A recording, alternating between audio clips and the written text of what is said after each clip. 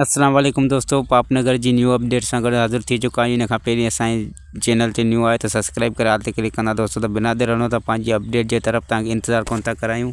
जी दोस्तों, जॾहिं बालाज खान जा वाठा बालाज खान वटि मार खाई पहुचंदा ऐं बालाज खान उन्हनि खे चवंदो त पहिरीं मल्हार खां हाणे तव्हां शेर दिल खां शिकस्त खाई आया आहियो, त कमदार मखणो सही पियो चवे त हीअ कंहिं बि कम जा न आहिनि। ऐं हू वाठा हुनजा चवणु लॻा त शेर दिल जा न वेहण विसारींदासीं असां, न ई वरी मल्हार जा विसारिया आहिनि, उन्हनि खां पलान असां ज़रूरु वठंदासीं। जी दोस्तों, तव्हांखे ॿुधाईंदो रहां त ॿिए पासे तव्हांखे ॾिसण लाइ मिलंदो नेक्स्ट एपिसोड में त मंठार ऐं राणीअ जी जेके विच में कचहरी थींदी ऐं मंठार हुनखे महबूब करे छॾींदो दोस्तों, ऐं राणी हुनखे मना कंदी त महबूब मूंखे न सॾु, छो त तुंहिंजे दिलि में तुंहिंजे सीने में जेका आहे त पथर जी दिलि आहे ऐं मां तोखे पंहिंजो महबूब नथी मञा। जॾहिं को माण्हू हिकु कंहिं माण्हूअ जे अहसास जो ख़्यालु न करे ऐं उन्हनि जे सीननि ते गोलियूं हलाए त उहो माण्हू मूंखे वरी महबूब सॾे त उनखे मां नथी मञा। तुंहिंजी दिलि कॾहिं नरम थियणी ई न आहे। ऐं ॿिए पासे तव्हां ॾिसंदो त शेर दिल खे पंहिंजो चाचो ऐं संदसि घरवारी चवंदा त तूं त वॾो ज़ुल्म करे आहीं, हाणे बालाज खान जेको आहे त असांखे हिते बि कोन छॾींदो, हिते बि असांखे रहणु कोन ॾींदो।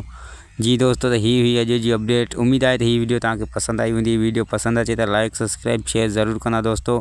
वरी मिलंदासीं तव्हां सां गॾु काई नेक्स्ट वीडियो ऐं न्यू वीडियो जी अपडेट सां गॾु। ख़ुदा हाफ़िज़ दोस्तों।